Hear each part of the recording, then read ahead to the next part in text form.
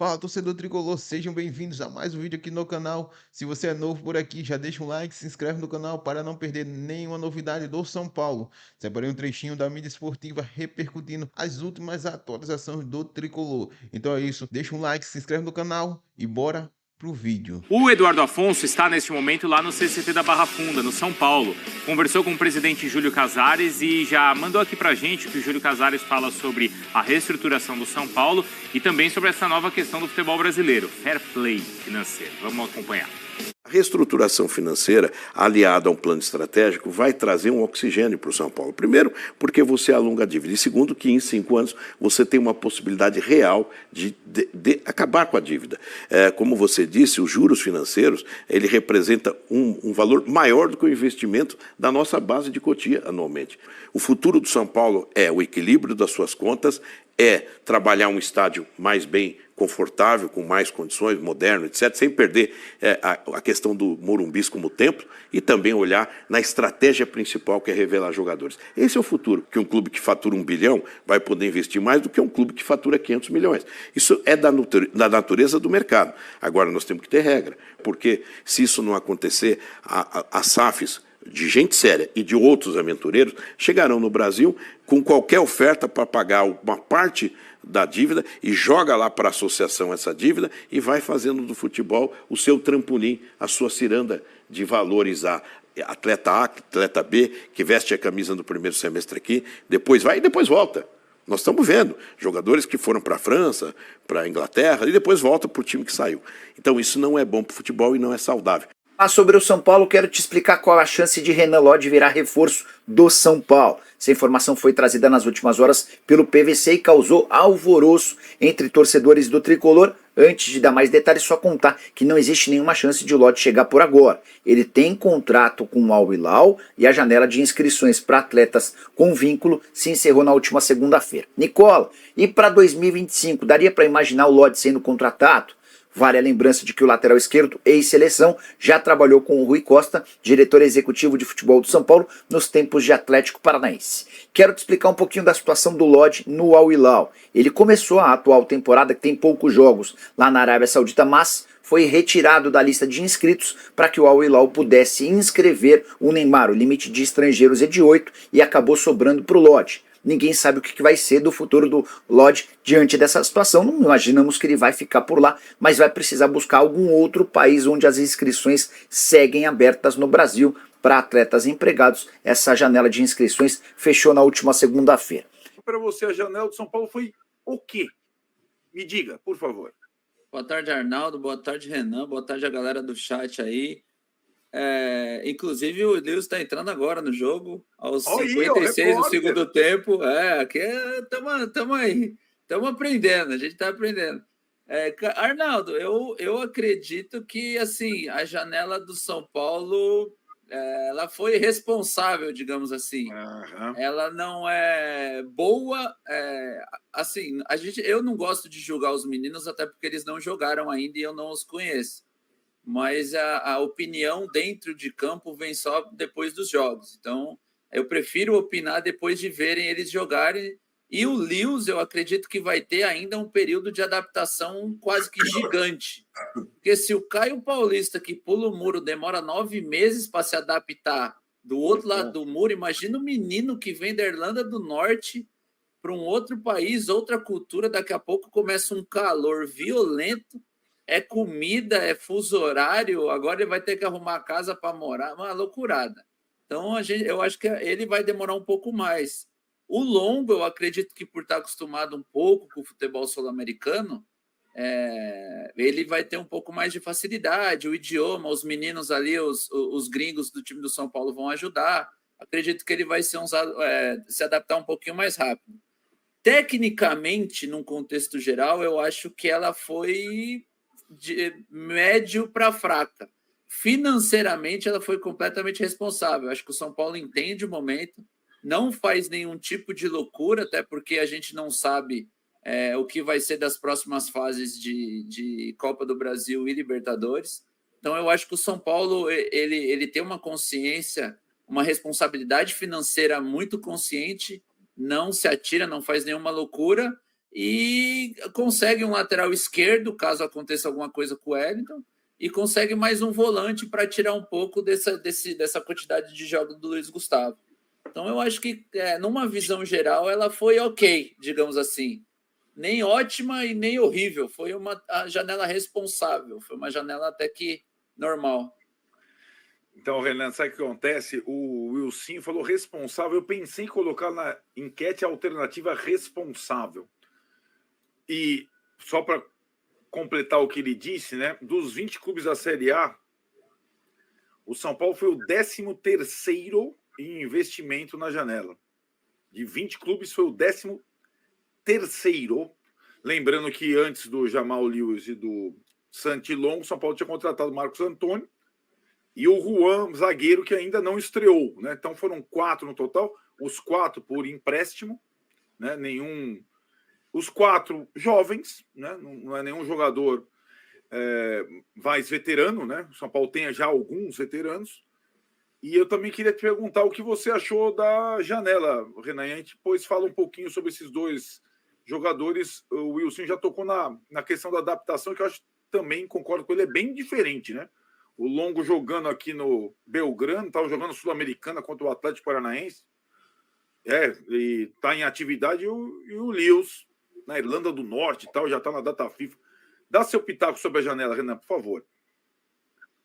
Boa tarde, Arnaldo. Boa tarde, Ilcinho. Bom, eu concordo muito com o que o Ilcinho falou. É uma janela muito responsável, é uma coisa que eu cobrava, né, do São Paulo, por causa de procuras. Alexandro, para volante, o Thiago Mendes, jogador que está no mundo árabe, então os gastos seriam muito maiores, né? Então, nesse sentido, eu gostei, mas a gente tem que ver os meninos jogarem, né? Como o Wilson bem falou, tem a questão da adaptação. Eu vi vídeos dos dois jogadores, né? Vários vídeos dos dois jogadores. E como meu empresário falava para mim quando eu jogava, né, Arnaldo? O DVD, eu só coloco as coisas boas, né? As M que eu fazia no jogo fica fora do DVD, né? Então, o DVD dos dois. O do Santiago, por exemplo, ele já tem o meu apreço, porque é o mesmo nome do meu filho. Então, para mim, ele já... Volante com o mesmo nome do teu filho está aprovado já, velho. Então, já está aprovado já a contratação. Você pegar o meu DVD, o do Fabão e do Lugano juntos, não tem tanto carrinho quanto do Santiago Longo. Inacreditável. Então, chegou aquele primeiro volante de respeito para o nosso time, né? Mas, respondendo de fato a pergunta, é exatamente isso que o Wilson falou. Não é péssimo diante das necessidades do plantel, né? Para o que o elenco precisava, necessitava. Não é péssimo, mas também não é, quem sabe, aquilo que o torcedor esperava, principalmente na posição de lateral esquerdo, que é a mais carente há muito tempo, né? Provavelmente, 90%, 95% do torcedor de São Paulino jamais teria ouvido falar o nome do Jamal. E agora ele está aí e a gente precisa confiar nele, porque ele será o nosso lateral a partir do ano que vem, quando o Wellington não estiver mais. Né? Pois vou dar uma complementada aqui e só... Estou olhando bastante mensagem já, gostando da participação da galera. Por enquanto, a enquete está ganhando a hipótese razoável para a janela do São Paulo. Vou falar um pouquinho dos dois, também alguns detalhes das contratações, mais do que das características. E depois vou colocar algumas perguntas da galera para a gente debater. Ainda tem o jogador misterioso, bastante coisa aqui. O volante acho que é mais tranquilo, tanto a gente analisar como a gente explicar, né? Como vocês falaram ali, a procura foi por um jogador que tivesse mais ou menos as características do Pablo e que tivesse mais ou menos a faixa etária que pudesse ser uma alternativa ao Luiz Gustavo. O Belgrano, esse jogador já tinha sido sondado por outras equipes brasileiras, ele só jogou no Belgrano na vida toda dele, né? E quando o Belgrano é eliminado da Sul-Americana, começa a ter uma certa liquidação no elenco. Boca contrata um jogador do Belgrano, E aí o Santilon também é colocado à disposição. São Paulo contrata ele por empréstimo, podendo comprá-lo lá na frente. A informação que eu tenho é que os relatos da turma que conviveu com ele esses dias, porque ele ficou no CT, né? O Jamal, como disse o Sim, já teve que pegar o voo da volta. Ele está lá no CT todos esses dias. A galera estava de folga, só os machucados. Ele, ao entrar no CT, ver o São Paulo, ver a situação, ver a estrutura, ver os quadros na parede, ele foi às lágrimas. Porque para um jogador desse, um clube só na vida, Belgrano, chegar, né, no futebol brasileiro, no São Paulo, de fato é um pulo muito grande, né? Ele já estoura aquela idade de você jogar, ter a pretensão de jogar na Europa, tal, 26, mas no Brasil, então é uma grande chance para ele, né? Então acho que ele vai, e com esse apetite nos carrinhos, Renan, olha, ele vai, acho que vai comer a grama. E é possível que ele já esteja à disposição no jogo contra o Cruzeiro, que é no final de semana depois da data FIFA. O jogo do Atlético, que é antes, Copa do Brasil, eles não estão inscritos ainda. O Jamal Lewis é aquilo, o São Paulo tentou isso mesmo. Alexandro, na hora H, Flamengo, com a contusão do Vinha, trouxe a proposta de, sei lá, 1.800.000, como falaram aí. São Paulo não chegaria nem a 1 milhão. É um patamar de salário que o São Paulo só paga para o Lucas e não teria, e assim mesmo é um sacrifício, não tem condição.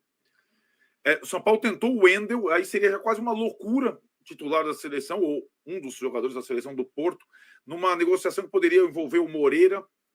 O Moreira tem muito cartaz no futebol português, porque ele tem a cidadania, né? Ele defende a seleção sub-20. O São Paulo até tentou, ainda não conseguiu. O São Paulo não tentou o Alex Telles, que acabou indo para o Botafogo, por não achar que fosse o perfil. E aí o Jamal Lewis é aquilo. Dica do scout, empresário, cara que conhece ele da Premier League, da segunda divisão, jogou com o Sara, né, Gabriel Sara no Norwich. E aí os caras hoje, eu peguei os gráficos, esses caras analisam lá. Não é só o DVD, né, Renan? É assim, e também não é só o histórico. Por lateral, quantidade de metros percorridos por jogo, quantidade de arrancadas, interceptações defensivas. Os caras é um emaranhado de gráfico lá e com comparação com jogadores que atuam no Brasil da posição dele, né? E assim, na prática, o Wilson falou do Caio Paulista, é interessante porque o São Paulo busca um lateral que faça coisas diferentes do Wellington, que seja um jogador um pouco mais agudo, como era o Caio Paulista. E a principal característica do Jamal é a parte ofensiva, e até por isso ele não foi aproveitado no Newcastle. Conheço bem meu técnico lá, prefere um lateral um zagueiro na lateral esquerda, uma coisa mais defensiva.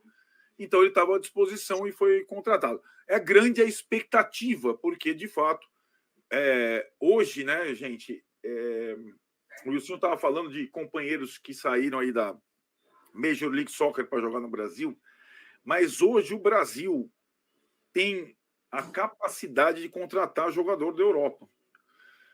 Tá o Payet no Vasco, o Corinthians fez proposta para o Depay, o Flamengo está pensando no Marcial. Não só brasileiros que vêm da Europa, europeus, que é uma coisa rara e que agora é uma questão possível no futebol brasileiro. A Inglaterra ainda, né, Arnaldo? Trazer da Inglaterra, Exato. Que é mais difícil ainda, né, cara? Do Reino Unido, né? Exatamente. E aí acho que tem muito que o Sim falou. Claro que a adaptação desses caras ao Brasil é uma adaptação mais lenta, né? Uma outra característica de jogo, circunstância. Então é isso aí, torcedor tricolor. São Paulo que faz aí contratação consciente de acordo com a realidade. São Paulo que visa quitar as dívidas, trazendo assim jogadores melhores aí para as posições. Então é isso aí. Deixa o like no vídeo, se inscreve no canal e até a próxima. Valeu!